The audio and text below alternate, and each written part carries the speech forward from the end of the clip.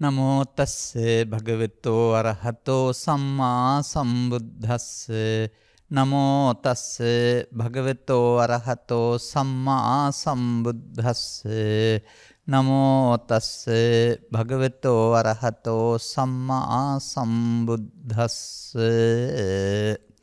යෝචේ වස්ස සතං ජීවේ දුස්සීලෝ අසමාහිතෝ ඒකාහං ජීවිතං සෙය්‍යෝ සීලවන්තස්ස ජායිනෝති.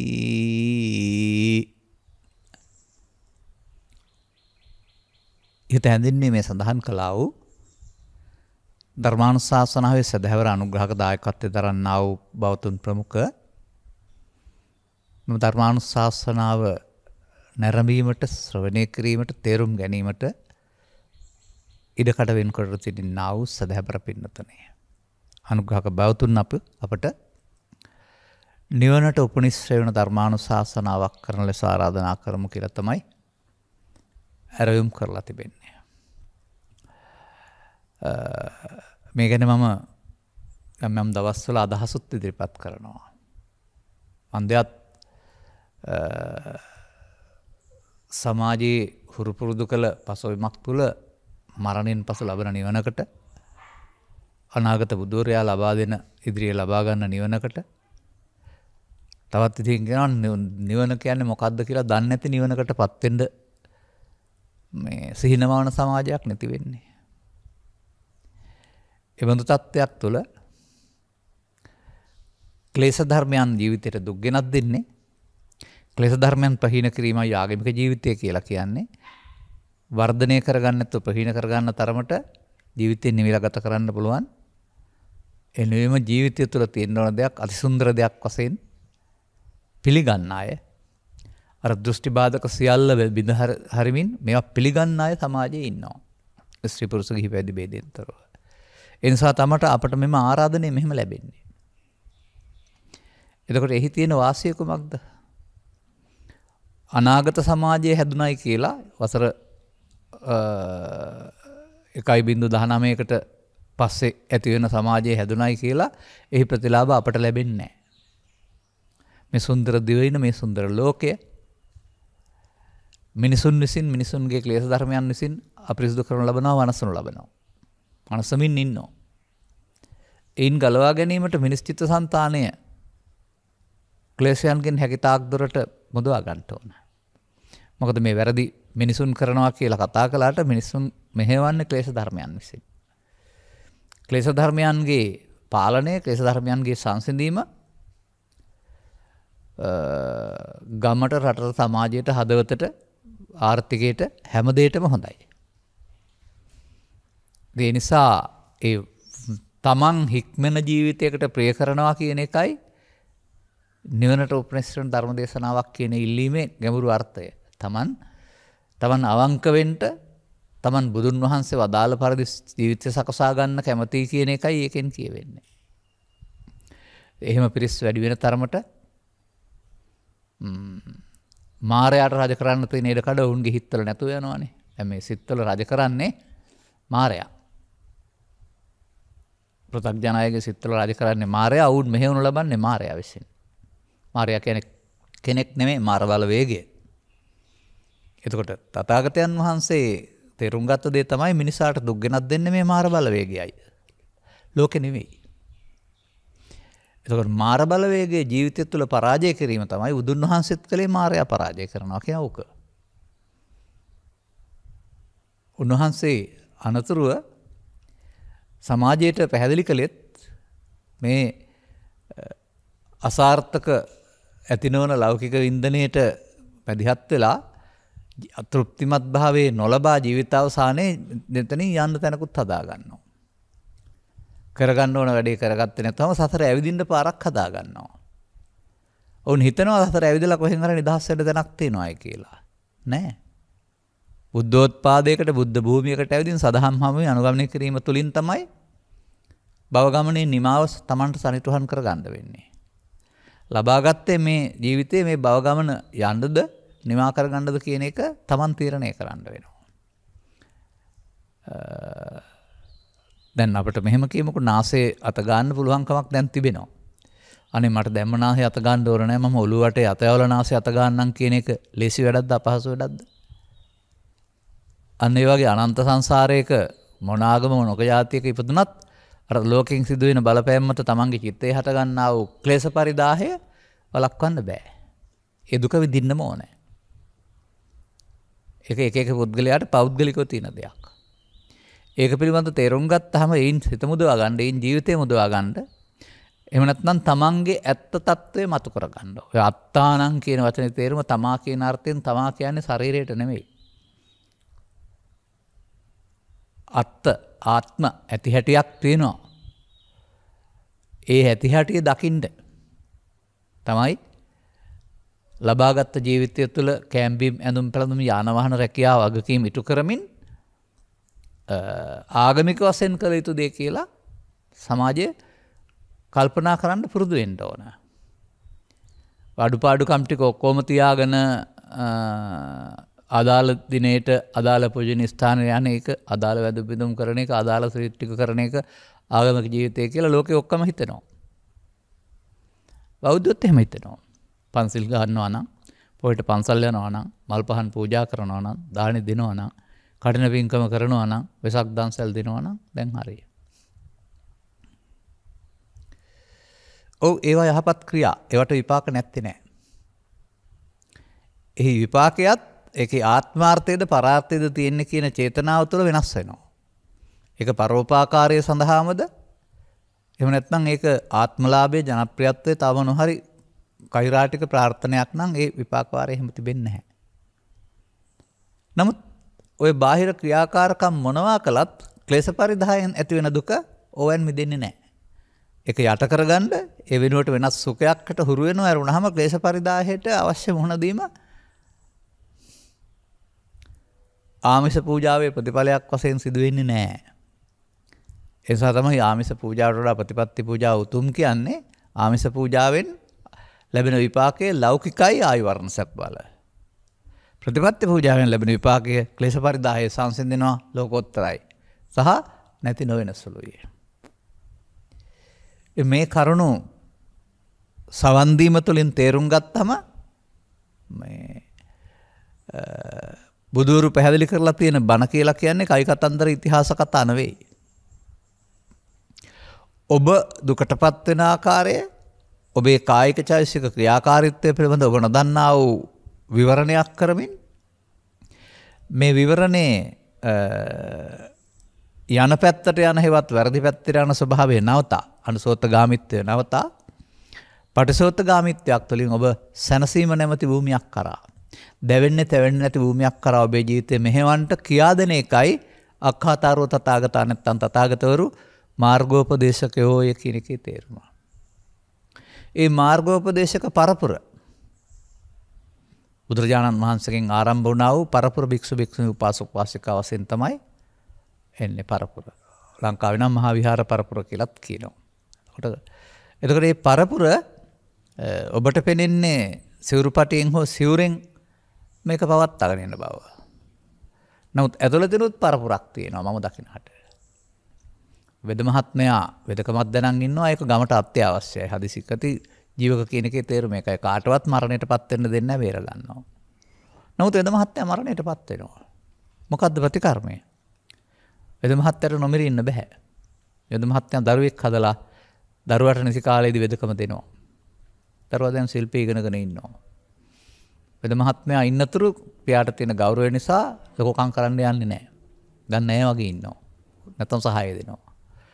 වෙද මහත්මයා නැති වුණාට වෙදකම ඉතුරු වුණා මොකද? දරුවාට වෙදකම දුන්න නිසා. මෙන්න මේ නිසා මේ ධර්මයේ රැගෙනීම කියන එක ශිෂ්‍යානුශිෂ්‍ය පරම්පරාවෙන් ගුරුවරයා ශිෂ්‍යයාට දෙමින් ඇතුළතින් ගෙනත් එන්න ඕන දෙයක්. ඒක මම අඛණ්ඩව ආවා කියලා කියන්නේ නැහැ. මාර්ගඵලලාභීන්ගෙන් සොන්නුනා නම් මලියදේව මහරහතන් වහන්සේගෙන් පස්සේ හරි යම් කාලයක ඒ ශිෂ්‍යානුශිෂ්‍ය පරපුර කැඩුණ එකයි. ඒ කැඩුනහම අනාගත බුදුන් වහන්සේ දක්වා ශිෂ්‍යානුශිෂ්‍ය පරපුර හදන්න බෑ කියන්න එපා.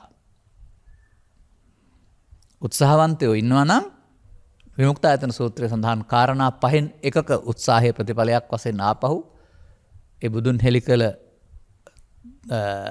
අනුගමනීය ප්‍රතිපදාවේ සරණෙන් යලිත් ඒ ආර්ය පරපුර බිහි කරලා පවත්වන්න පුළුවන්.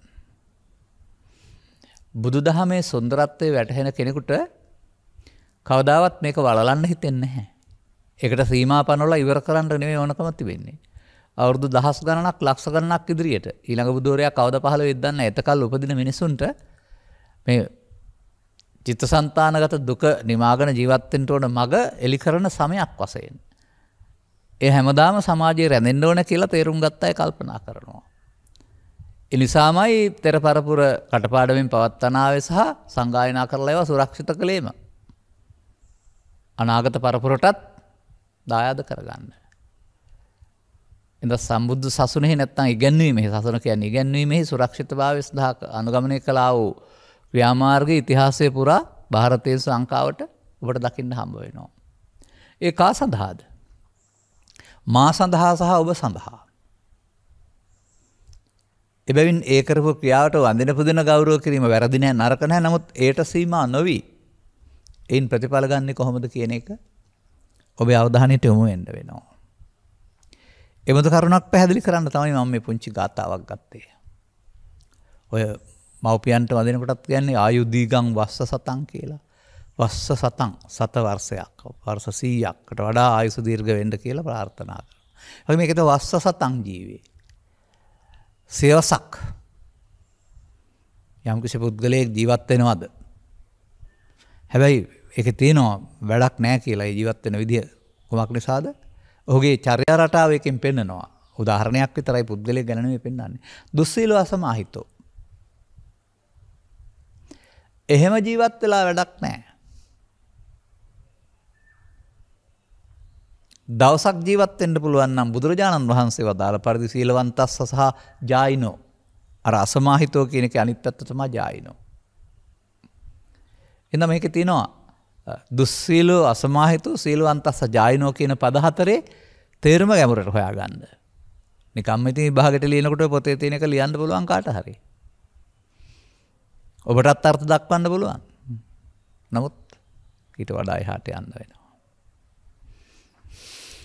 ඔබට සීල කියනකොට මතක් වෙන ශික්ෂාපද බොහෝ දෙනාට. ශික්ෂාපද සමාදන් වෙන එක සිල්වත් වීම බුදුදහමේ කියලා කල්පනා කරනවා. ඔව් මේ වැරදි කරන මිනිසාව පාලනය කරන්නට ශික්ෂාපද සංවරයක් තිබෙනවා. බුදු සමය තුල තිබෙනවා. අනිත්‍යයත් යම් ආකාරයක සංවරයක් තිබෙනවා. නමුත් මේ සංවරය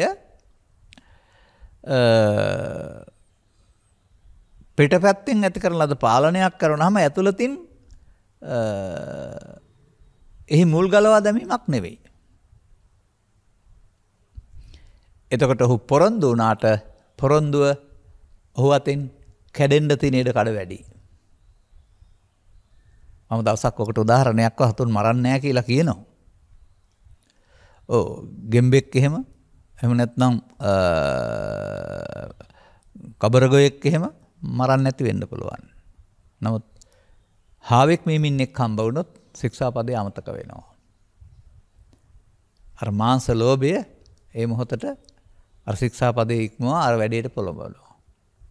අන්න එහෙම ඇතුළත මේක තිබෙනවා නම් පිටපැත්තෙන් පාලනය කරන්න බෑ. ඒ නිසා ශික්ෂාපද සංවරය කියන එක 100%ක් සාර්ථකයක් නෙමෙයි. නමුත් රකින්නවා නම් හොඳයි. දැන් පොය දවසට එහෙම සමාදන් වෙලා රකින්නේ. පොය දවසට නම් ටිකක් හරි රැකෙනවා. ගෙදරින් ඇවිදින් වාඩි වෙලා ඉන්න නිසා. නමුත් ඉතින් අපි පන්සිල් දෙනවා හැමතැනදීම. ඒක ඊට පස්සේ රකින්නවද? පන්සිල් රකින්නවා නම් මං හිතන්නේ ලංකාවේ සුරාසල් දෙකකට වඩා ඉතුරු වෙන්න බෑ. තියෙනේවෙන්. මොකද මද්යපානයෙන් වළකිනවා කියන ශික්ෂාපදයේ පොරොන්දුනොත් එහෙම 5% දක්වා බහින්න වෙනවා ගාන. නමුත් පිරිමි පක්ෂයේ ආරම්භ බැලුවොත් 80%ක් මද්යපාන ලෝලීන්. ඒ උදාහරණයක් වශයෙන් විතරයි ඒක කියන්නේ. ඒ කියන්නේ සිල් රකින්නේ නැහැ. සිල් කියනවා විතරයි. එසාව සිල් කියන පදෙන් කියන්නේ ශික්ෂාපද සංවරය පමණක් නෙවෙයි. දැන් ඒකට ඒකේ ගන්න සීලය දුස්සීලය සිල්වත් නැහැ කියන එක. ඉතින් ඔබට ඔබේ ගැන්වීම අනුව ගන්න පුළුවන්කමක් තිබෙන්නේ එහෙනම් ප්‍රාණඝාතය කරනවා නම් සිල් රකින්නේ නැහැ. හොරකම කරනවා නම් සිල් රකින්නේ නැහැ. කාමීත්‍යාචාරය කරනවා නම් සිල් රකින්නේ නැහැ. මුසා භාෂණය කරනවා නම් සිල් රකින්නේ නැහැ. මද්යපානය කරනවා නම් සිල් රකින්නේ නැහැ. දැන් එතනමත් දුස්සීලවන්ත වෙලා නේද? මේ රටට මේසා පරිහානිය ඉරණමක් උරුම වෙලා තිබෙන්නේ නීත්‍යානුකූලව හරි ඇස්වසා හරි එහෙම නැත්නම් විගණනය වසා හරි කරන්නා වූ මහා පරිමාණ හොරකම්. කෙසෙල් කණක් කපන එක නෙවෙයි මම කියන්නේ. ඒ හැමෝම කල්පනා කළා නම් මේ සම්පත් අප වෙනුවෙන් කියලා තමන්ගේ සාක්කුවට දාගන්න කල්පනා කරන්නේ නැතුව කුට්ටි කඩා ගන්න. එහෙනම් මේ එක පුද්ගලයෙක් ලෝකෙට ණය වෙලා ඉන්න රුපියල් ලක්ෂ 8ක විතර ප්‍රමාණය ණයකරුව වෙන්නේ නැහැ අපි. ඒ ව්‍යාපෘති සංවර්ධනය සඳහා නැත්නම් මූල්‍ය උත්පාදනයන් සඳහා යොදන ආයෝජන කරන බවට පත් වෙනවා. ඔයාලා බැලුවොත් මූල්‍ය උත්පාදනයන් කරනවට වඩා කොමිස් කුමුසල වැඩියෙන් හම්බෙන ඒවා සඳහා වියදම් කරලා තියෙනවා සමහර ඒවා. සුදු අලි බවට පත් වෙන සහ ආදායම් හීන ආදායම් නැති. එතකොට ඒකේ බලලා තිබෙන්නේ සමාජයේ සිදුවෙන මෙහෙවර රටේ සංවර්ධනය සිදුවෙන මෙහෙවර නෙමෙයි තමන්ගේ සාක්කුවට වැටෙන ගානනේ. ඒ හොරකමක් නෙවෙයිද ඒක? ඒක 1965 70 ඉඳලා හිටපු යම් යම් අයට ඇමතිවරුන්ලා හිටපු අයට අල්ලස් චෝදනා එල්ල වෙන්න ගත්තා. එතනින් මෙහා පැත්තට. ඒ නිසා ආගමික ජීවිතයක් පිටපැත්තෙන් කතා කළාට මේ ඇතුළතින් බැලුවාම ඉඩ කර ලැබුණොත් හැමෝම මෙන්න මේ දුස්සීල භාවයට පත් වෙලා ඉන්නවා. ඒ ඉතින් තවත් ක්‍රම තියෙනවා. එතකොට ඔබට පේන මට්ටමක් මේ. ඒවට දුක් විපාක ලැබෙන බැවින් ඒවායින් තොර ජීවිතයට සකස් වෙන්න ඕන කියන එක පුද්ගල වශයෙන් සීලවන්තස්ස. නමුත් අපි කතා කරන දුස්සීලෝ කියන එක. තව එහාටත් තියෙනවා. පුද්ගලයෙක් වශයෙන් ගත් කල ඔබ ළඟ තිබෙනවා චිත්තාභ්‍යන්තරයේ පවතින ආ වූ නොසන්සුන් වෙන්න පුළුවන් හැකියාවක්. hina වෙලා හිටියට සුදු ඇඳුම් ඇඳලා හිටියට ටයිකෝට් පැලඳගෙන හිටියට මොහොතකින් ඔබේ ඒ මහත්මා ගතේ ඉවත් වී හැසිරීම් රටාව ඉතා පහත් තත්යකට ඇද දමන තිරසනෙක් කියන වචනේ මම කියන්න කැමති නැහැ උන්ට නිග්‍රහයක් වෙන නිසා. නමුත් පහත් තත්යකට ඇද වැටෙන කාය වචන හැසිරීම් තියෙනවා. ඔබට එහෙම උනේ ඇයි? මොනවද දන්නේ නැහැ කියන්නේ අරුණාම මේකේ මූලය ඔබ ළඟ තියෙන බව සහ ඒක සැඟවී තිබෙන නිදානයක් වගේ අවශ්‍ය වෙලාවට මතුවී ඔබ මෙහෙවන බව ඔබ දන්නේ නැහැ. ඒ නිසා පෘථග්ජන පුද්ගලයා බාහිර වශයෙන් සිල්වත් වෙන එක සදාකාලික දෙයක් නෙවෙයි. ඒ මොහොතට දවසට සීමා වෙනවා අරුණාම ඉන්නේ එහාට මූලයන් ප්‍රහාණය කරන්න සමත් වෙන්නේ නැහැ. ප්‍රධාන වශයෙන් පංච පාපයේ දස අකුසලයේ කියන කාරණාවල නිරත වන්නේ නම් එතකොට දුස්සීලෝ. එතකොට එහෙම කරනකොට අවුරුදු 100ක් ජීවත් වුණාම මොකද වෙන්නේ? අවුරුදු 15ක් 20ක් කරලා අගිනුත් ටිකක් කරලා ඊටු කාලෙම රටත් ජාතියත් ආගමත් කන පුද්ගල රසක් හැදෙනවා. එතකොට ඒව ජීවත් වුණාම Tamanට පරලෝට යහපතක් වෙලත් නැහැ. සමාජයත් පරිහානියටපත් කරලා තිබෙන්නේ. අන්න දුස්සීලෝ. නමුත් බුදු සමය උගන්වනු ලබනවා ওই ක්‍රියාකාරකම් වලට නීතිය දඬුවම් දෙන්නේ අහු වුණොත්. හැබැයි නීතියට අහු නොවුනට මේ ක්‍රියාකාරකම් කරන්න ගියාම මනෝපුබ්බංගමා ධම්මා ක්‍රියාත්මක වෙනවා. එතකොට ඔහුගේ ක්‍රියාකාරකම් යටත් වෙනවා මනසාච්චේ පදුට්ඨේන බාසතිවා කරෝතිවා වලට. දුෂ්ට වූ මනසෙන්. දැන් ඒකට අනුබද්ධ වෙන්න ආ වූ තක්තෝනම් දුක්ඛාන්වේති චක්කං වහතෝ පදං. ඔහුට දුක ඔය අනුව එනවා කියන එකෙන් ගලව ගන්න ඔහුට පුළුවන්ද බුදුන්ට පුළුවන්ද කාටවත් පුළුවන්ද? මෙන්න මේ විශ්වාසය සමාජයෙන් තුරන් වෙලා තියෙන එකයි මේ තරම් හොරබරු වංචා කරනවා කියන එකේ තේරුම. නැත්නම් මේ සාමාන්‍යයෙන් මේක ඔබට අහන්න හම්බ වෙන්නේ ඔය ධම්මපද කියන උපුටාගත් ග්‍රන්ථයක ත්‍රිපිටකයේ තියෙන ගාථා ගොඩක් උපුටාගත් ග්‍රන්ථයක තිබෙන මුල් ගාථා දෙක ගාථාවක් වශයෙන් එයම ප්‍රතිපත්තියක් වශයෙන් තේරුම් ගන්නවා නම් බුදුදහමෙන් පෙන්ලා තිබෙනවා ඔබට සැප ලබන්න ඕනම් මනසාචේ පදුට්ටේන බාසතිවා කරෝතිවා කරන්න එපා කියලා. අන මනසාචේ පදුට්ටේන බාසතිවා කරෝතිවා දුස්සීලෝ. ශික්ෂාපද පැත්තෙන් පැත්තට එහා ගිහින් බලන්න. දැන් මනසාචේ පදුට්ටේන වෙනකොට මොකද්ද වෙන්නේ? ලෝභයෙන්, දේශයෙන්, මෝහයෙන්, ඊර්ෂ්‍යාවෙන්, ක්‍රෝධයෙන්, වෛරයෙන් හෙවත් සිත අකුසල චෛසිකයන්ගෙන් ගහනයි පරිපූර්ණයි. දැන් ඔහු වෙනුවෙන් ආයෝජනයක් වෙනවා ඒකේ. ඔහු වෙනුවෙන් විපාක වාරයක් ඉතුරු වෙනවා. අර දුක්ඛ අන්න ඒති දුක ඔහු අනුව එයි. අන්න ඒක විශ්වාස කරන්න. පළමුව ගැඹුරු ධර්මයක් ඕන නැහැ. මෙලොව හෝ පරලොව සැරසිල්ලෙන් ලෞකික වශයෙන් හරි සැපසේ ඉන්න ඕන නම් ජීවන ප්‍රතිපදාව හොරෙන් වරුවෙන් වංචාවෙන් තොරව. ඒකට ඉතින් නිදහසට කරුණු ඉදිරිපත් කරන්න එපා. අනිත් ඔක්කොම හොරකම් කරද්දි මං විතරක් හොරකම් නොකර ඉඳලා හරියනවද කියලා හරි. අනිත් ඔක්කොම වංචා කරද්දි මම විතරක් ආවංක කියලා එහෙම තමයි බොහෝ දෙනා හිතන්නේ. නිදහසට කරුණු නෙවෙයි වග කියන්න වෙන්නේ තනියම. අදාළ විපාක වාරයේදී බෞද්ධ කන්න වෙන්නේ තනියම. හවුලි කරාම නම් හවුලිමත් විඳිනවත් අපට හිතෙනවා වෙලාවකට. ඒ වගේම මෙන්න මේ විදිහට බාහිර ආගමික ජීවිතයක් ගත කළාට ඇතුළතින් මෙන්න මේ දේවල් කරනවා නම් යමෙක් ස්ත්‍රීද පුරුෂද ගිහිද පැවිද කතාවක් නැහැ. හොඳටම හොයන්න පුළුවන් වෙන්නේ අනුන්ට මේ තමන්ට තමන් හදවතට එකඟව හිතට එකඟව අවංකවද එහෙම නැත්නම් පරෝපකාරීවද පරාර්ථකාමීවද ආත්මාර්ථකාමීද මේ දේ කරලා තිබෙන්නේ.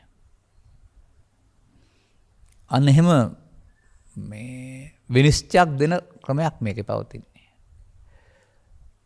ඒ නිසා ශික්ෂා පද සංවරයට එහා ගිහින් බලන්න අර ලෝභයෙන්, දේශයෙන්, මෝහයෙන්, ඊර්ෂ්‍යාවෙන්, ක්‍රෝධයෙන්, වෛරයෙන් මත්ව ගන්නා පීරණද දුස්සීලෝ. ඊළඟට අසමාහිතෝ. සමාහිතෝ අසමාහිතෝ.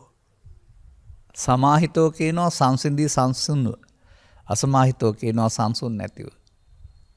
අන්න ඒත හොයාගන්න වෙනවා. ඔබට පොය දවසට ශික්ෂාපද සමාදන් වුණ නිසා පොරොන්දුවක් වෙච්ච නිසා ටිකක් සංසුන්ව හිටිය හැකි. ඔබට සිතට එන අරමුණු වෙනුවට වෙනත් අරමුණක් පුරුදු කරගත්තොත් ඒකේ ඉන්න පුළුවන් කාලය විනාඩි 5ක් 10ක් පැයක් දෙකක් දක්වා පුරුදු කරගත්තොත් සංසුන්ව හිටිය හැකි.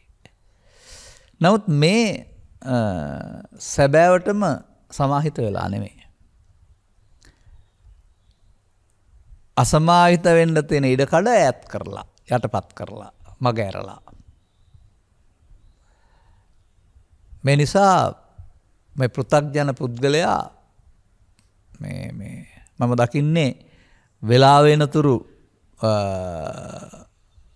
පුපුරා යාමට සම්බන්ධ කරලා තිබෙන බිම්බෝම්බයක් වගේ.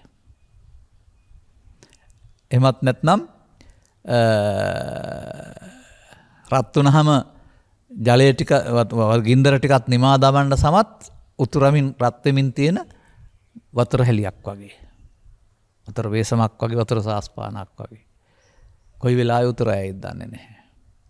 අනේ වගේ මේ අසමාහිත කියන කේ තිබෙනවා අදාළ කරුණු යෙදෙනකොට Taman හිටපු තත්ත්වය වෙනකොට පුදුම විදිහට වෙනස් වෙන නොසන්සුන් වෙන ගතියක්. ඉතින් ඒක පෘථග්ජන පුද්ගලයෝ සෑමෝගෙම උරුමයක්. උන් සමාහිත පැත්තට කවදාවත් ඇවිදින්නේ නැහැ. ඇවිදින් තිබෙනවා නම් තිබෙන්නේත් ධර්ම ශ්‍රවණයකින් තොරව කෙටි කාලීන කෙලෙස් යටපත් කරන ලබා ගන්නා වූ తాවකාලික සංසිඳීමකට. ඔය අපිට හමු වෙන බොහෝ අය කියන දෙයක් තමයි අපි හැමම අය අසුරු කළා අපට භාවනාව කියලා දුන්නේම කෙලෙස් යටපත් කරන් ඉන්න එකමයි හැමතැනදීම කියලා. ඒ වුන් අදාළ ධර්ම දේශනා ශ්‍රවණය කරේ නැතුව ධර්ම දේශනා තේරුම් ගත්තේ නැතුව ධර්මයේ නැති භාවනාවක් හුරු කර ගැනීමේ ප්‍රතිඵලයක්. ඒ තමයි වුණුත් කියලා දෙන්නේ. නමුත් මේ අසමාහිත බව පෘථග්ජනයාගේ උරුමයක්. මන්දයත් ඔහු ළමා කාලේ පටන් ජීවිත අවසානයේ දක්වාම අසමාහිත වෙන්න අදාළ කරුණු එක් රැස් කරමින් ඉන්නවා.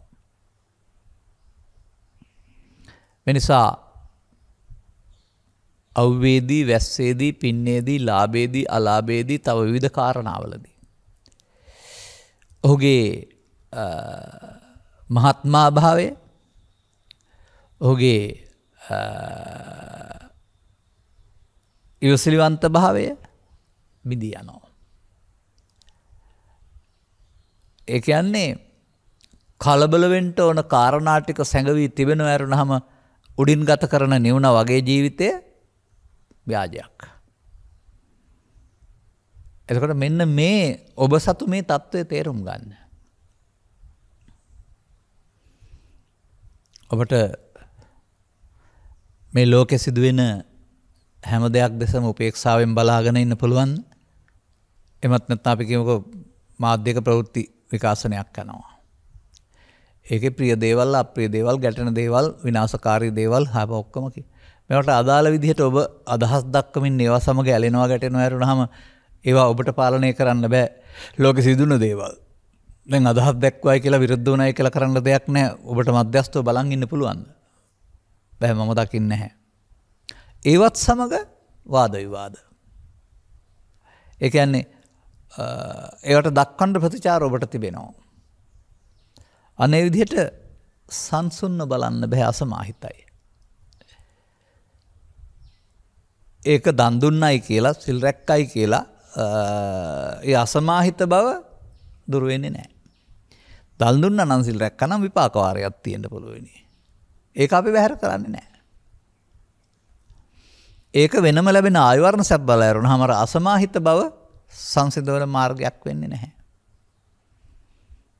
මේ නිසා මේ පෘථග්ජන සමාජය සම්බන්ධයෙන් තමයි මේ බුදුන් වහන්සේ මේ දුස්සීලෝ අසමාහිතෝ කියන වචනේ පාවිච්චි කරලා තිබෙන්නේ.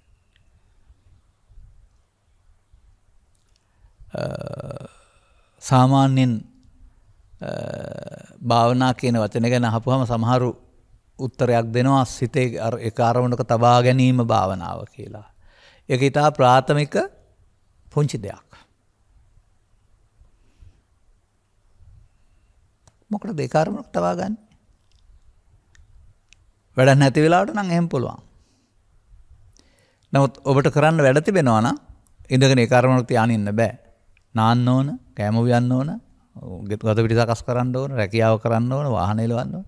ඒ කාරණක තියන්නේ කොහොමද? ඒ අරමුණ වලට එකතු වෙන්න ඕන අපි. ඒ නිසා ඒ වැඩවලින් වෙන් වෙලා වෙන අරමුණක තබා ගැනීම නම් වූ කියන වචනය බුදු සමයේ සම්පූර්ණ දේවල් සංකේතවත් වෙන්නේ නැහැ. පුංචි දශම එකක් විතර තරන්තයක් තමයි සංකේතවත් වෙන්නේ.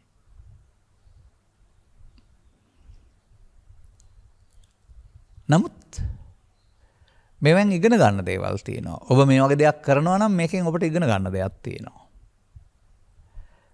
ඒ බඳු අත්දැකීම් අපට ඕන තරම් තිබෙනවා. අපත් වසර 40ක් 45ක් තිස්සේ මග ආපු අය බැවින්. නමුත් ඔබටත් ඒ බඳු දෙයකින් එතනින් එහාට ප්‍රතිඵලයක් නැහැ කියන අත්දැකීම ලබා ගන්න පුළුවන්. දැන් බලන්න ඔබ නාට්‍යයක් නරඹමින් සිටින වෙලාවට ඒ කෙරෙහි එකඟව සිටින් ඉන්නවා නම් ඒ කෙරෙහි යමු. එතකොට අනිත් ලෝකේ කාරණා මොකක්වත් පතක් වෙනවද? නැහැ. අන්න ඒ වගේ මේ එක ආරමුණක සිත තබා ගැනීම තුළ සිදුවෙන්නේ තමන්ගේ චිත්තාභ්‍යන්තරයේ තියෙන නොසන්සුන්ව තියෙන හැකියාවන් සිත ඉදිරියට එන එක වලකින එක. එන එක වලකිනවා නම් දැනෙන්නේ සිතට ආවොත් සිතට ආවේ නැතුවම දැනෙන්නේ නැති නිසා පුදුම සැනසීමක් තියෙන්නේ කියලා ඔබ ඒකට මුලා වෙනවා. ඔය තමයි ඔය චිත්ත ගවේෂණයේ පැත්තේ හෝඩියේ ඉඳලාම බුදුන් වහන්සේගෙන් පෙර කාලේ ඉඳලා ගිය පැත්ත ඔය. ඉතින් ඔය ස්වභාවය රැක ගන්න උන් නොදරුවම හංසියක් නැහැ. සමතල සමසතලිස් කර්මාස්ථාන කියන වචන යටතේ ඔය තත්ත්වය රැක ගැනීම සඳහා මේ කෙලෙසුන් උපදින්න නැති වෙන්න ඈත් කරන්න යටපත් කරන්න සමාජයේ උත්සාහ දරලා තිබෙනවා. ඈත් කරන කෙලෙසුත් වෙනවා යටපත් කරන ස්ථාපහ වෙනවා. එනිසා ඒක බුදුරජාණන් වහන්සේ වදාළ සමාහිත බව සංසුන් බව නෙමෙයි. ඔබ ඔබේ අත්දැකීම් අනුව බලන්න එබඳු දන් දෙන, එබඳු සිල් රකින, එකම භාවනා කරන ස්ත්‍රී පුරුෂ ගිහි පැවිදි අය යම් යම් අවස්ථාවන්හිදී ඒ ස්වභාවයේ බිඳී ගොස් ඔවුන් පහතට වැටුණු බව, ඔවුන්ට ඔවුන් පාලනයෙන් ගිලිහුණු බව ඔබ දැකලා තිබෙනවද? මම එහෙම දැකලත් තිබෙනවා, අහලත් තිබෙනවා. එතකොට එහෙමනම් ඔබව පාලනය කරන්නා වූ චිත්තාභ්‍යන්තරයට බැසගත්තා වූ බලවේගයක් ඔබව නොසන්සුන් කරනවා අවශ්‍ය අවස්ථාවට නැගිට. එතෙක් කල් එයා නිදානේ ඉන්නවා. නිදිගත් සිත. මේ බුදු සමයෙන් මේ නිදිගත් සිත සමග සටනක් කර. නිදිගත් සිත නිදාගෙන නිදිගත් සිතේ සටනක් නෙමෙයි ඒක එළියට අරගෙන කරන සටනක්. පුට්ටස්ස ලෝක ධම්මේහි චිත්තං යස්සන කම්පති කියලා කියන්නේ එබඳු ලෝක ධර්මතාවයන් හමුවේදී ඒවාට ප්‍රතිචාර දක්වන්නට කැළඹෙන්නේ නැති තැනකට සිත හදා ගැනීම කියලා ඔබට උපකල්පනය කරන්න බැරිද? එනිසා ගැඹුරින් හදාරන්න නැතුව ඔබ ආගමික ගත කරන ජීවිතයක් තුළ අසමාහිත හිතට අත තියන්නේ නෑ ඔබ. ඒක හැමම තිබෙනවා. ඒක තවාගෙන ඔබට යම් යම් කාරණා කරමින් ඒක සත්පුරුෂ නැත්තම් මනුස්සකමට අදාළ කරුණු වශයෙන් කරන්න පුළුවන්. නමුත් ගිනි පුපුර තිබෙනවා උඩින් වහලා. දැන් මොකද වෙන්නේ? උඩින් වසා තිබෙන නිසා ගිනි පුපුර දැල් වෙන්නේ නැහැ. අලු වලින් වසා නිසා. නමුත් අලු සුළඟ යනවා. කාලයේ විසින් අලු සොළඟ ගියාම අන්තිමට මොකද වෙන්නේ? ගිනි පුපුර මතු වෙනකොට ඔතෙන්න පුළුන් කෑල්ලක් කටනොත් ගිනි පුපුර ගිනි ගන්නවා. පුළුන් කෑල්ලට කොලයක් කටනොත් තව ටිකක් ගින්දර විශාල වෙනවා. ඒකට දර කෑල්ලක් කටනොත් තව ටිකක් විශාල වෙනවා. ආයෙත් අර ගිනි පුපුරට ලෝකෙම ගිනි තියෙන ගිනි ගොඩක් බවට පත් වෙන්න පුළුවන් නේ. අනිසා පෘථග්ජන පුද්ගලයා ලෝභ දේශ මොහ සහිතයි. ඒවා ඈත් කරගෙන යටපත් කරගෙන යම් යම් ක්‍රියාකලාපයන්ගේ දෙනවා. තදංග විස්කම්බල වශයෙන්. නමුත් ඔහුට මේ අසමාහිත බව උරුම වෙලා පවතිනවා. අසමාහිත බව සමාහිත බවට පත් කරගන්න නොවේද බුදුන් වහන්සේ ලෝකෙට පහළ වෙලා කරුණක් පැහැදිලි කළේ, කරුණ පැහැදිලි කළේ. දුස්සීල බව සීලවන්තස්ස බවට පත් කරගන්න නොවේද බුදුන් වහන්සේ කරුණ පැහැදිලි කළේ. ඒ ඔබේ ජීවිතය පිළිබඳ විවරණයක් නේද? ඔබේ වටහාගෙන අනතුරු අනුගමනය කිරීම තුළින් කාන්තාරයක සිටිනවා වෙනුවට ක්ෂේම භූමියකට යන්න මඟ පාදා ගන්නවා වෙන්නේ නැද්ද? කාන්තාරයේ ජලයක් නැහැ. කාන්තාරයේ වේලෙනවා. කාන්තාරයේ පහසුකම් නැහැ. නමුත් ක්ෂේම භූමිය ඔක්කොම තියෙනවානේ. එතන කාන්තාරය වෙනයි ක්ෂේම භූමිය වෙනයි කියලා දෙකක් ගන්න එපා රටවල් දෙකක් වශයෙන්. පෘථග්ජනයා දෘෂ්ටි කාන්තාරයේ.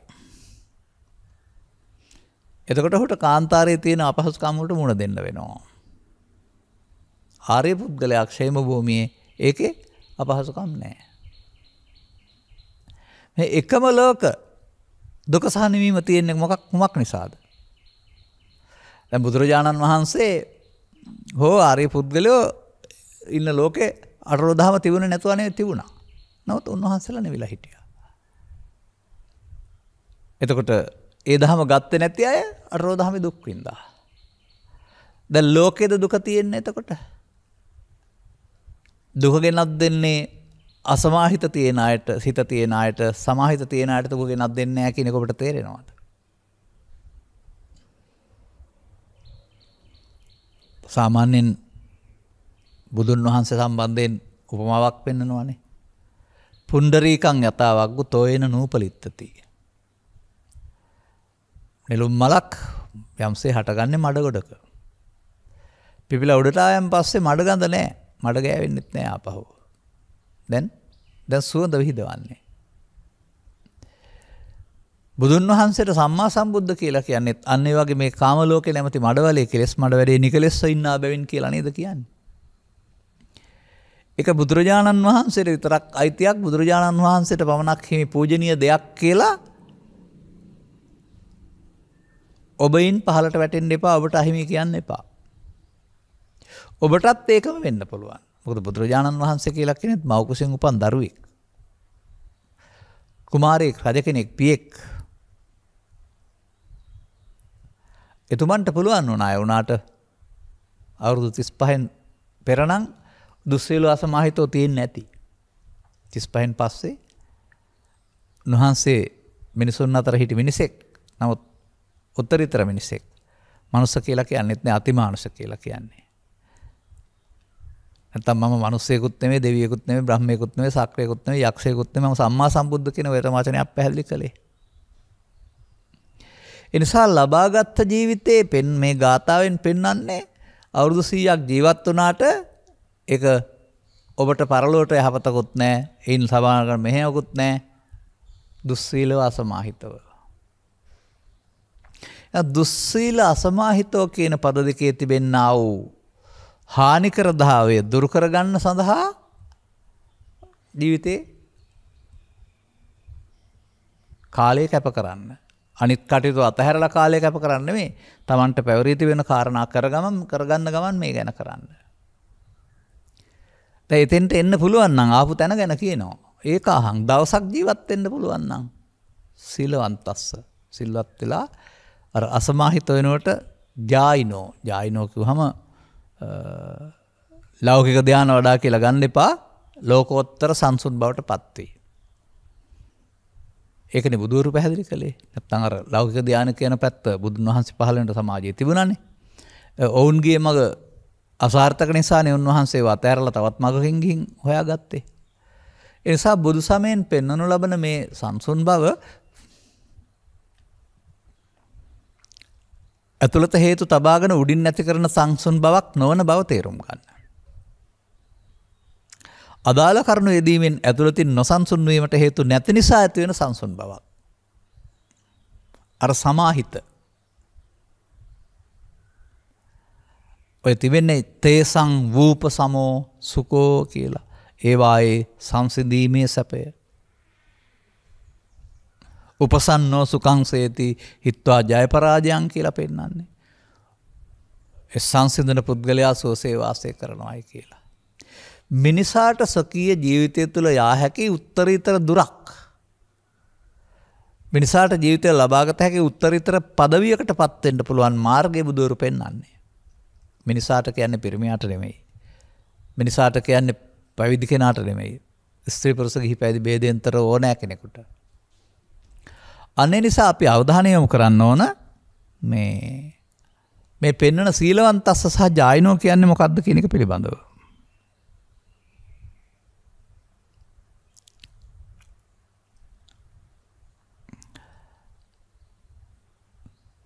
ඒක තමයි අපෙන් කෙරෙන්න ඕන කාරණාව. එතකොට ඔබ යම්කිසි පාරම්පරික ශික්ෂණයක් මත ශික්ෂාපද සංවරයකට ආවා. නමුත් ඒ ශික්ෂාපද සංවරයේ ඔබම දන්නව ඇති මේ අර මම වගේ කතාවක් තියෙනවා. ඔකට උපාසකත්තගේ සූල් හීලයක් කරපු පූසා ලාම්පුවක් අල්ලන් හිටියේ අලුත් පුරුද්ද අනුව මීයක් නැති නිසා. මීය දැක්ක ගමන් ලාම්පුව අතහැරලා මීයා පස්සේ පැනනවායි කියලා කතාවක් තියෙනවා. අන්න ඒ වගේ මේ අදාළ කරුණක් යෙදෙන්නේ නැති තාක් කල් ඔබට සිල් රැක්ක හැකි. අදාළ කරුණ යෙදුනහම ඔබ එහෙම හිට ඒකට යනවා. මොකද චිත්ත අභ්‍යන්තරේ අසමාහිත වීමට අවශ්‍ය ලෝභ දේශ මොහ මූලයන් ඔබ සංගවාගෙන ජීවත් වෙනවා. ගිනි කන්දක් වගේ කිව්වම හරි. ගිනි කන්ද උඩින් හරි ලස්සනයි. නමුත් කොයිලේ පුපුරායෙත් දන්නේ නැහැ. නමුත් ඒ ගිනි කියන වචනයෙන්ම ගත්තාම බුදුරජාණන් වහන්සේ පෙන්වන්නේ ලෝභ දේශ මොහ ගිනි නිමා ගන්න නේද? අන්න එතකොට දුස්සීලෝ කියන එක වෙනුවට සීලවන්ත කියන වචනේ එනවා. ඒක ශික්ෂාපද සමාදානයේ ඉක්මවා යමින් අරියකන්ත සීල කියන වචනයකට එනවා. ඒ අරිකාන්ත සීලයේදී ශික්ෂාපද වලින් යටපත් කිරීම වෙනුවට ඒවා තිබෙන තැන් වලින් ඇවිදින් යලිත් සැඟවෙන්නේ නැති ආකාරයට ඉවර කරන මාර්ගයක සංසිඳවන මාර්ගයක යන්න වෙනවා. ඒක තමයි බුදුන් වහන්සේ ආර්ය මාර්ගය කියලා තියෙන්නේ. ආර්යයන් සඳහා තියෙන මාර්ගය. ආර්යයන් භික්ෂූන් පමණක් නෙවෙයි, ආර්යයන් පුරුෂයන් පමණක් නෙවෙයි, ස්ත්‍රී පුරුෂ ගිහි පැවිදි ભેදයෙන් තොරව ආර්ය භාවයට පත් වෙන්න පුළුවන්. ඒ ගැන දැනගන්න ඕන මම ගැහණියක් මම පිරිමියෙක් කියන අර්ථයෙන් නෙවෙයි. මම මවකුසින් බිහි ජීවිතාවසානයේ දක්වා ජීවත් වෙන්න කයට අයිති කෙනෙක් කියලා නෙවෙයි. ඊට වඩා එහාට ඒකේ විශ්ලේෂණයක් දෙනවා. බුදු සමය තුළ ඔබ කය සහ සිත දෙකක් කියලා. අනතුරුව ඔබට විශ්ලේෂණයක් දෙනවා ඔබේ කය වචන පාලනය කරන්නේ සිත විසින් කියලා. අනතුරුව විශ්ලේෂණයක් දෙනවා සිත විසින් නෙමෙයි සිතේ උපදින කෙලෙස් විසින් කියලා. අනතුරුව විශ්ලේෂණයක් දෙනවා ඒ කෙලෙස් ඔබ විසින් හදාගත්ත ශේෂ කළා වූ අඩුපාඩු කියලා. ඒවා නැවත ඉපදී ඔබව පාලනය කරනවායි කියලා. ඔබ නැවත උපදින්නට බලවේගයක් ඇතුළත් කරලා ඒවායේ වහලෙක් බවට පත් වෙලා හැසිරෙනවායි කියලා. ඔබට ඒ සැඟවුණ අදහස් ආවහම පාලනය කරගන්න බැරි අසහියක් තිබෙනවායි කියලා. ඒකට එකතු වෙන අපුරුද්ද ඇරුණාම ඒකේ වරදක් දකින්න ඒ නිමා කරන්නට යන්න පාරක් ඔබට හුරු නෑ කියලා විවරණයක් දෙනවා. අන්න එහෙම මේ විවරණය ඔබ ගැන දැනගන්න. පොතේ එක බණක් වශයෙන් තිබුණාට ඒක පාඩම් කරගන්න නෙමෙයි පෙන්වන්නේ ඔබ ගැන වටහා ගන්න. එතකොට එහි පැහැදිලි කරන ලබනවා දැන් කොතරම් සංයමයෙන් සංවරයෙන් හිටියත් අදාළ කරුණු යෙදුනහම මීයා දැක්කහම බලලාට දඩයම් කරන පුරුද්ද ඇවිදින් සියල්ලා අතහැර පන්නන්නාසේ අදාළ කරුණ මත වුණහම ඔබ ඔබේ කය වචන ලෝභය විසින්, ද්වේෂය විසින්, මෝහය විසින් මෙහෙවනු ලබන දුස්සීල අසමාහිත පුද්ගලයෙක් බවට පත් කරනවායි කියලා. හොඳයි ඒ බලවේගයේ හිතේ නැත්නම් උදාහරණයක් වශයෙන් මෙහෙම කියමු. ඉස්සර ජීවිතේ අපි උපකල්පනය කරමු. මත්පැන් පිළිබඳව මොනම පොරුද්දක්වත් ඇති කරගෙන ඉඳලා නැහැ. ඒ නිසා ඒ පිළිබඳ උපාදානයක් ගිජුකමක් නැහැ. මේ ජීවිතයේ දරුවෙක් වශයෙන් උපත ලැබුණාම ඉතින් මත්පැන් බොන ගෙදරක වෙන්න පුළුවන්, මත්පැන් සමාජයේ වෙන්න පුළුවන් ඉන්නවා. මත්පැනුත් තිබෙනවා. නමුත් ඔහුට ඒකට ගිජුකමක් මතුවෙන්නේ නැහැ. කොතරම් එබඳු පිරිසක් මැද හිටියත් ඔහුට ඒ සඳහා ගිජුකමක් මතුවෙන්නේ නැහැ. ඇයි? ඇතුළත නැහැ. ඒ උදාහරණයක් විතරයි මම කිව්වේ. අන්න වගේ ඇතුළත නැත්නම් බාහිර සමාජයේ කාරණාය දෙනකොට ඒවා එන්නේ නැහැ. යම්තාක් දේවල් ඔබ ළඟට එනවා නම් බාහිර සමාජයේ තිබෙන නිසා නෙවෙයි, බාහිර සමාජයේ තියෙන පුංචි හේතුවක් ප්‍රත්‍යක් විතරයි. ඉස්මතු වෙන මූලය තිබෙන්නේ ඔබ ළඟ. මෙන්න මෙහෙම ඉස්මතු වෙන මූලයක් සංගවාගෙන ඒ අවශ්‍ය මොහොතට ප්‍රයෝජන ගනිමින් බාහිරෙන් බලන සංයමය සංවර සහිත ජීවිතයක් ගත කළාට ඇතුළතින් එබඳු සංයමයක් සංවරයක් නැති දුර්වලකම් ගොඩක් සංගවාගෙන ජීවත් වෙන ජීවිතයක් තියෙනවා කියන එක තමයි පෘථග්ජන කියලා කියන්නේ. සාමාන්‍යයෙන් මෙහෙම කියන්න පුළුවන්. ඔය සමහර කතා තිබෙන්නේ මේ සිරදඬුවම නිරත වෙලා ඉන්නවා. නමුත් කිසියම් බලවේගයක් මඟ පෙන්වීමක් නැත්නම් ඉඩදීමක් තුළ වුන් ප්‍රාත්‍තිට සිරෙන් පිට වෙනවා.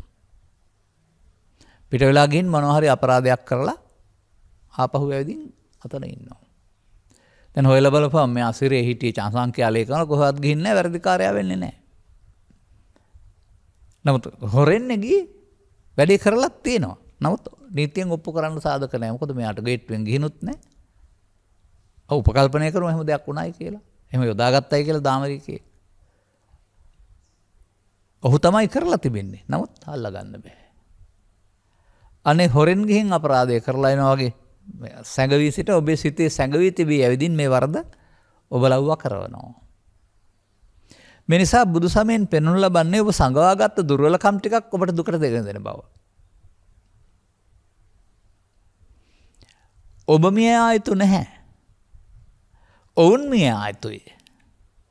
ඔබට සැප ලබා දෙන්න නම් ඔබට සැනසෙල්ල ඉන්න නම් ඔබ ඔවුන්ගෙන් නිදහස් වෙන්න වෙනවා. ඔවුන්ගෙන් නිදහස් වීම තමයි සමාහිත වෙනවයි කියලා කියන්නේ. ඒ සඳහා සීලවන්තස්ස වෙනවා කියන එක තමයි අරියකාන්ත සීලෙන් යුක්ත වෙනවයි කියලා කියන්නේ. මම දකින්නේ චක්කුණා සංවරෝ සාදු සාදු සෝතේන සංවරෝ ඇසෙන් කනින් නාසයෙන් දිවෙන් කයෙන් සිතෙන් සංවර වීමයි අරියකාන්ත සීලය කියන්නේ. සබ දුක්ඛා පමුංචතු කියලා තියෙනවානේ. ඒ බඳු දුර යන්න බැරි අයට ඒ බඳු දුර පැහැදිලි කිරීමක් නැති සමාජයක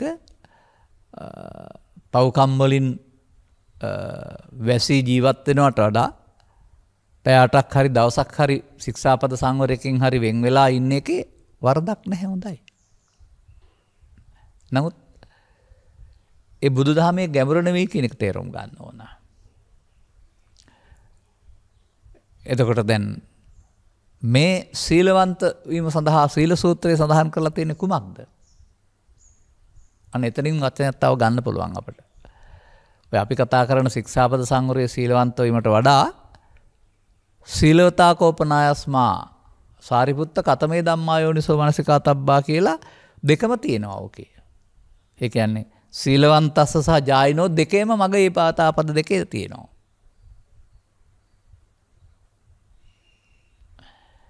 සීලවතා කෝපනායස්මා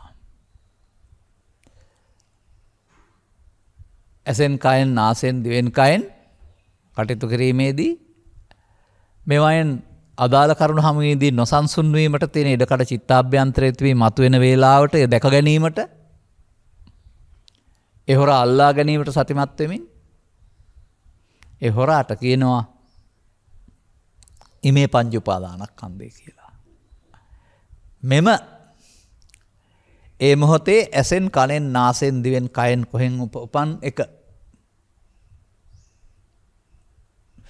අන උපන් එක සංසිඳවන්න වෙනවා. උපන් එකට එකතු වී හෙටට ගන්න සංගවා අවසන් කිරීම ඉදිරියට තබා අවසන් කිරීම ජායිනෝ වෙන්නේ නැහැ. උපන් අකුසල් දුරු කිරීම කියන වචනයක් තියෙනවානේ. Taman හදාගත්ත දේවල් එන්න ඇරලා අයින් කරලා එකක් තියෙනවා. මෙබඳු දේවල් තේරුම් ගන්න පෙර ඔබ විසින් සිත අපිරිසු කර ගැනීමෙන් උපදින්න හේතු චිත්තාභ්‍යන්තරයේ තබා තිබෙනවා හේතු වශයෙන්. ඒ හේතුන්ගේ ඵලය අහට ගන්නවා. ඔබට ඒ අපහසුතාවයට මුහුණ දෙන්න සිද්ධ වෙනවා. ඔබෙහි වරද දන්නේ නැති නිසා ඔබට එකතු වී නැවත නැවතත් ඒ වරද කරමින් රවුමේ යනවා. අතීතයෙන් අරගන්නවා වර්තමානයේ විඳිනවා වර්තමානයේ ඉඳලා අනාගතයට ගන්න තියෙනවා. තියෙන හැම එකක්ම ආපහු නැවත උපදින අතීතයක් බවට පත් වෙනවා. අද තීප ඕන දෙයක් හිට වෙනකොට අතීතේනේ ආයෙනවා. මෙසේ වටයක් වෘත්තයක් රවුමක් ඔබ ක්‍රියාත්මක කරනවා. තිබිසිතනින් නැගිටලා එනවා අදාළ කරුණට එකතු වෙනවා ආපහු ගිහින් සැඟ වෙනවා. අර හිරකාරයා හොරෙන් එළියට එනවා ඇවිදින් අපරාධය කරලා ගිහින් හැංගෙනවා. වගේ වැඩක් ඒක. නමුත් හිරකාරයා නැත්නම් හොරෙන් එළියට එන්නත් බෑ. අපරාධ වෙන්නෙත් නැහැ හැංගෙන්න ඕනෙත් නැහැ. ඒ වගේ මේ ලෝභක්ඛය, දෝසක්ඛය, මෝහක්ඛය නිබ්බානං කියලා පෙන්නලා තියෙනවානේ. අන්න ඒවා නැතුවම තිබෙන්නා වූ සමාහිත බවක් තියෙනවානේ. එවිට බාහිර සාධක වලින් ඔබ අවුස්සන්නට කලබවන්න බෑ. ඒ තමයි බුදු සමයෙන් පෙන්වන මිනිසා සතු පරමාර්ථ తত্ত্বය.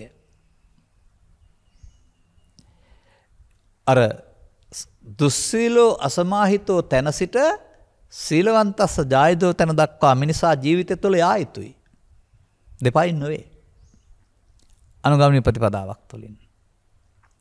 ඒ සඳහා ඔබට වෙනම දවසක් වෙනම වෙලාවක් වෙනම ජීවිතයක් දෙන්නේ නැහැ. එදිනෙදා ජීවිතය, එදිනෙදා කටයුතු, එදිනෙදා පාවිච්චි කරන ద్వාරයන් අසකරනාසය ద్వාරයන්ගෙන් මේ සතුරන් සැඟවී සිට ඔබට පහර දෙන්න එළියට එන බව දැනගෙන ඔවුන් සතුරන් බව කල්ැතු හඳුනාගෙන ඔවුන්ට අව්‍යාවුද දී ඔවුන් ලවා ඔබ වැඩ ගන්න නැතුව ඔවුන්ට ඔබ යටත් වැසියෙක් වෙන්නේ නැතුව ඔවුන් මේ විජිතෙන් බැහැර කරන්නට. ඔවුන් තමයි ලෝභ දේශ මොහ නැත්තම් කෙලස් කියලා කියන්නේ. නසනවා කියන්නේ බැහැර කරනවා. අන්න මේ ක්ලේශ ධර්මයන්ට වසඟ නොවි ඒවා බැහැර වෙන ආකාරයේ කටයුත්තක් කිරීම විය නොහැකිද බුදු සමයේ භාවනා කියන වචනෙන් කියනවා ඇත්තේ. භාවනා කියන වචනට අර්ථය ගත්තාම ලෝකේ හැමතැනම තියෙන වඩනවා කියන අර්ථය එනවානේ. මොනවා හරි දෙයක් නැවත නැවත වඩනවා නම් ඒකට භාවනා කියලා කියනවා. නමුත් සමාජයේ එහෙම නෙමෙයි ඇස් දෙක පියාගෙන ඉන්න නිසා, එර්මිනිය ගොතාගෙන ඉන්න නිසා, එක තැනක ඉන්න නිසා, වාඩි වෙලා ඉන්න නිසා, මොනවා හරි කියවන නිසා භාවනා කියලානේ කියන්නේ. භාවනා කරනවා. කරනවා විතරක් නෙවෙයි කරනවත් තියෙනවා. නමුත් මේ නොසන්සුන් වීම ඔබ විසින් කරගත්ත දෙයක් අදාළ කරුණු එදකොට නොසන්සුන් වෙනවා. ඔබට පුළුවන් සිහිය පාවිච්චි කරලා නොසන්සුන් හේතුව අයින් කරලා ආපහු නොසන්සුන් හේතුව හිතේ නොතබා අවසන් කරන්න. එතකොට ඒ පිළිබඳ උපමාවක් තියෙනවා. මහාරුක්ක සූත්‍රයේ දර දාලා තිබෙනවා. දර වලින් ගිනි ඇවිලෙනවා. ඔබට වතුරක් කරලා දර ගොඩ නිවන්න කියලා බුදුන් වහන්සේ වදාරන්නේ නැහැ. ලේසි ක්‍රමයක් පෙන්නනවා. ආයෙ දර දාන්න නැතුව ඉන්න. දර කියන්නේ අමුද්‍රව්‍ය වෙන ගින්නට. දර දාන්න ඒවා පාදනකොට තමයි ගින්න ඇවිලෙන්නේ. නමුත් දර නොදා හිටියොත් තියෙන දර ටික ඉවර වෙනකොට ගින්න නිවෙනවා නේද? මෙන්න මේ නැවත දර නොදැමීම නැවත ක්‍රියාවලිය තමයි බුදු සමයේ භාවනා නැත්නම් විදර්ශනා කියලා කියන්නේ. අතීතයෙන් එන්න ඕන, ඒක දැක ගන්න ඕන, වර්තමානයේ හරහා අනාගතයට නොතබන්න වෙනවා. මෙන්න මේ ක්‍රියාව හඳුනා ගන්න. එවිට ඔබ අසමාහිත සිතේ සිට සමාහිත දක්වා යන අතරමැදි ජීවිතේ ඉන්න කෙනෙක්. මාර්ගය ගන්න කෙනෙක්. ආර්ය මාර්ගය ගන්න කෙනෙක්. එබැවින් ඔබට බුදු සමයෙන් උගන්වන්න උත්සාහ කරන්නේ මේ චිත්තාභ්‍යන්තරයේ දුර්වලකම් ටික තියාගෙන උඩින් කෙටි කාලීනව සංසිඳවා ගන්න යටපත් කරගන්න ජීවිතයක් නෙවෙයි. ඒවා සහ මුලින්ම නැති කරන ජීවිතයක්. ඒවා සහ මුලින්ම නැතුනහම බාහිර මොනම කාරණයක් නිසාවත් ඔබ ළඟ ඒවා උපදින්න නැතුවම දැන් තේරෙවි ඔබ සමාහිතයි කියලා. සිල්වත් කියලා. දැන් දුස්සීල අසමාහිතව මරණයෙන් එහා පැත්තට ඒවට අදාළ කාරණ නිසා පරලෝ යන්න වෙනවා. සීලවන්තස දායිනෝ එතනින් එහාට ලෝකයක් ගැන කතා කරන්න බෑ. ඒ උරුම වෙලා තියෙන දේ අහිමි වෙන්නේ නැහැ. ලෝකෝත්තර. ඒකට ශ්‍රේෂ්ඨ නැද්ද ඒ ජීවිතය? පරලෝ ගමනකුත් නැහැ. තමන්ට හිමිතන තමා ජය ගැනීම අත්ත ඇති හැටි. ඒ හම්බ වෙන්නේ ඇති හැටිය. ඔය තමා කියන වචනේ පාවිච්චි කරන්නේ පාලි භාෂාවේ ඔබ කයට නම් ඒ අදහස අතහරින්න. මෙන්න මේ ඇති හැටියට පෙන්වන්නේ. මේ ඇති හැටියට එරෙහිව නැති හැටියක් පෝෂණය කළ නිසා රෝපණය කළ නිසා තමයි ඔබට ලෝකෙත් එක්කලා සැනසෙල්ල ඉන්න බැරි දැවිලි තැවිලි තියෙන්නේ. ඒ දැවිලි තැවිලි ටික සංසිඳවා ගැනීම සඳහා ඔබ ඒවට එන්න ඇරලා එකතු නොවීමෙන් ඒවා සිතින් ඉවත් කරන්න පුළුවන්. සකල ක්ලේශයන් ප්‍රහීන කිරීමෙන් රහත් වේ කියන වචනේ මිනිසුන්ට වළංගු වෙන්න ඕන දෙයක්. අර ක්ලේශ ධර්මයන් ප්‍රහීන වෙන්න වෙනවා. ප්‍රහීන වෙන්න තිබෙනා වූ සංසුන් බව තමයි අර සමාහිතෝ ජායිනෝ කියලා බුදුදහමේ පෙන්නන්නේ. මිදීම කියන අර්ථයක්. කෙලෙසුන්ගෙන් මිදීම ජායිනෝ. එහෙම නැත්නම් සංසිඳීම. කෙලෙසුන්ගෙන් බාහිර කාරණා මොනතරම් යෙදුනත් ඔබ ළඟ නොසන්සුන් වෙන්න කාරණයක් නැති විට එහි තිබෙනා වූ සුඛය සුවය ඔබට වටහා ගන්න පුළුවන් වෙයි. වෙනසා මෙන්න මේ ගාථාවේ පවතිනා වූ මේ පද හතරත් හරි වටිනවා. පෘථග්ජනයා සඳහා උරුම වී පවතිනවා දුස්සීලෝ අසමාහිතෝ කියන එක කොතරම් යහපත් කර්තව්‍ය කළත් ඒ ටික එහෙමම තිබෙනවා. බුදුසමයේ අදාළ උපදේශය ලබාගෙන තේරුම් ගැනීම තුළින් ඔබට අර අරියකාන්ත සීල නම් වූ සීලවන්ත භවයේදී මේ ජායිනෝ දක්වා යන්න පුළුවන් වෙනවා. මම දකින්නේ සෝවාන් සිට රහත් දක්වා කොටස තමයි මේ අරියකාන්ත සීල කියලා. ඒ වගේම කෙලෙසුන් නැසන ටිකත් ඒ ටික. අන්න ඒ තමයි ඔබගේ අනුගමනීය ප්‍රතිපදාව තියෙන කොටස. අර දුර්වල තැන සිට යහපත් තැනට යන්න. අනතුරුව ලැබෙන ප්‍රතිඵලය බුදුන්ට ලැබෙන ප්‍රතිඵලයමයි. වෙන එකක් එහෙම ලැබෙන්නේ නැහැ. දැන් ඒ තමයි ඔබේ ඇති හැටිය.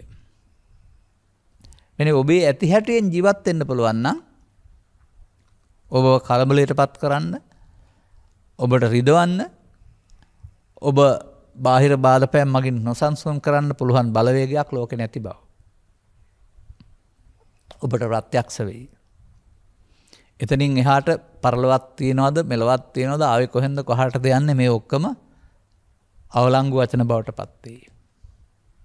ඒ නිසා බුදු සමයෙන් පෙන්වන මෙන්න මේ සැනසීමට හිමිකරුවෙක් බවට පත් වෙන්න කරුණු තේරුම් ගැනීම තුළින් අනුගමනය කිරීම තුළින් ඔබට මංපෙත්වර කර ගැනීමට මෙම ධර්මානුශාසනාව උපනිස් වේවා හේතු ආසනාව වේවායි කියන සුභාශිංසනයේ ප්‍රාර්ථනා කරමින් මම ධර්මානුශාසනාව මෙතකින් අවසන් කරනු ලබනවා.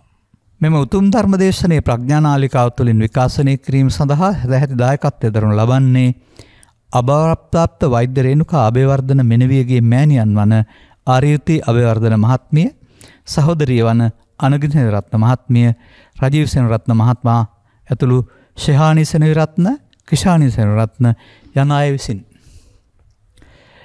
අරමුණ වෛද්‍ය රේණුකා අබේවර්ධන මෙනවිය අභාවප්‍රාප්ත වී සත් 4ක් පිරීම නිමිත්තෙන් එතුමියට උපහාර දක්වනු පිණිස පුණ්‍ය අවශ්‍ය නම් පුණ්‍ය ආනෝදනා කිරීම පිණිස මෙම උතුම් ධර්ම දේශනාව සිදු කරන ලබන අතර මේ උතුම් ධර්ම දානයෙන් ජනිත වන්නා වූ පුණ්‍ය කුසල් එතුමියට අනුමෝදන් වීමෙන් නැවත මෙවන් අකල් මරණයකට ගොදුරු නොවි සසර දුක් කෙලවර කරන්නා වූ අමා මහ නිර්වාණ සුවයෙන් සැනසෙන්නට හේතු වේවා යන්න සමීප ඥාතීන්ගේ ප්‍රාර්ථනයයි. Taman දමාගේ අකල් මරණයට පත්වන කෙනෙක් වෙනුවෙන් එවඳු අකල් මරණයට ගොදුරු වෙන්න එපා කියන ප්‍රාර්ථනයක් ඔවුන් විසින් කරනු ලබනවා. සියලුම ඥාතිහිත මිත්‍රාදීන්ටද නිදුක් නිරෝගී සුවපත් භාවය සහ දීර්ඝා සම්පන්නිය හිමි වේවා කියලා තිබෙනවා.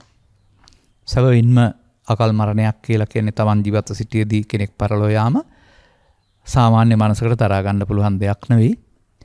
ඒක අපේ අඩුපාඩුවකුත් නෙමෙයි. ඒකට සංසාරික හේතු හෝ මෙලොව වශයෙන් හේතු තියෙන්න පුළුවනි. ඒ මොනවා කළත් මරණ පරීක්ෂණේ මරුණෙන් පස්සේ පරීක්ෂණය කරාම පණ දෙන්න බෑ වගේ අපට එන කළ දෙයක් නෑ. නිසා ඒ බඳු අකල් මරණයට ගොදුරු නොවෙන්න අවශ්‍ය දීර්ඝායු සම්පන්න ජීවිත ගත කරන්නට මතු උපතකදී ලැබීමෙන් මරණයටපත් වෙන්නේ ක්ලේශ සහිත පුද්ගලයෝනේ. සසර දුක් කෙලවර කරන නිවන් මාර්ගය හෙලි කරගත්තොත් මරණයනුත් ගැලවෙන්න පුළුවන් නිසා එතුමියට ඒ සදහම් මඟ විවර කර ගැනීමෙන් නිවන් මඟ හෙලි කර ගැනීම තුළින් මරණ දුකින් මිදෙන්න ලැබේවා කියලා ප්‍රාර්ථනා කරන්න.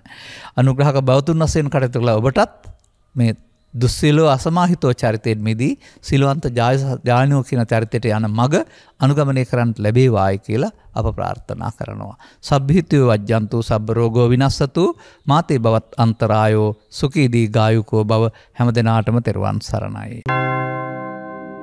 මෝහක්ඛයෝ නිබ්බානං